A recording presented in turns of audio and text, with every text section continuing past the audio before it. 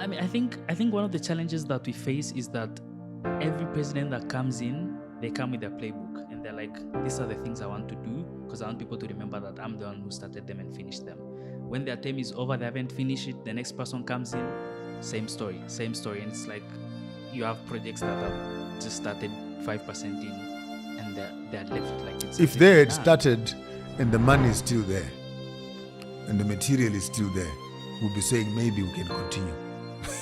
Most likely when those projects stop, no one stops to ask, so what happened to the budget? What happened to the machinery? What happened to the materials? I mean, this was supposed to be 10 million project and only 200,000 was put. So what happened to the rest? So that money is somewhere.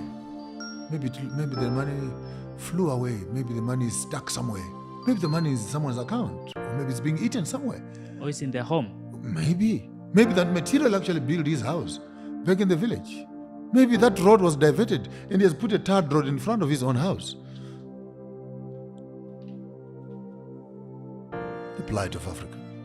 Where you eat money, you must build a clinic.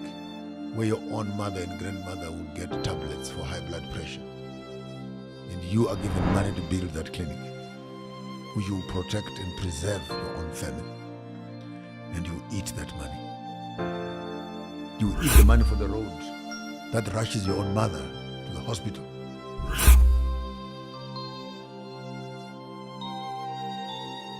There's nothing that can be as evil as a politician who eats public funds.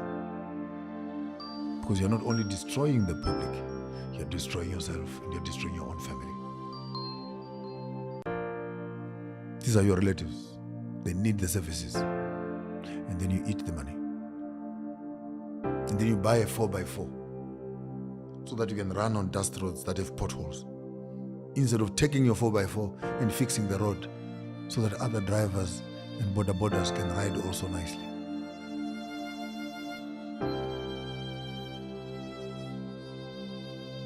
The late President Maponga of Tanzania said that economic war is the hardest of all wars.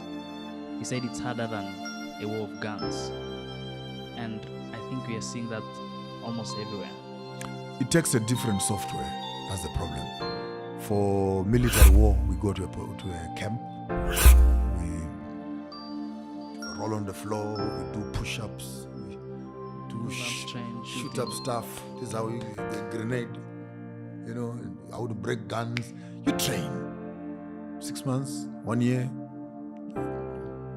Then you pick up a gun in your sleep. Now talk about the economic war. Why would Magufuli say that? Because you are moving a soldier who was trained to shoot, to blast, to detonate grenades, and you put him on a balance sheet.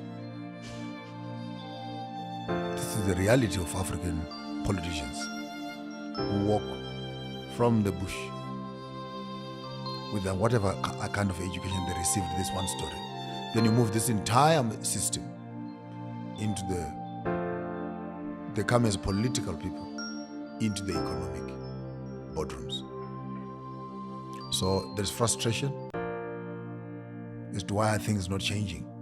Because the very understanding of how the system is wired, they never went on the shooting range to train as economic soldiers. Where if you are going to be doing a revolution on the economic table, the revolution on the economic table needed the same discipline and training that we did for political liberation. And maybe let's give you the full war after we have fought the political war and won. Then we discover we have an economic war which must be fought, we must win. Then we'll discover there's an academic war of education that we must fight and win. Then we discover there's an agricultural war we must fight and win. Then sports and entertainment, we must first fight and win. And lastly, spirituality. So I've actually designed for you, your generation, the 7 major pillars that the modern young people, you need to understand this battle. Or else, your fathers stood up after political war. Oh, now we need economic war. We don't need to go that route. Let's activate all the 7 of them and let's implement it.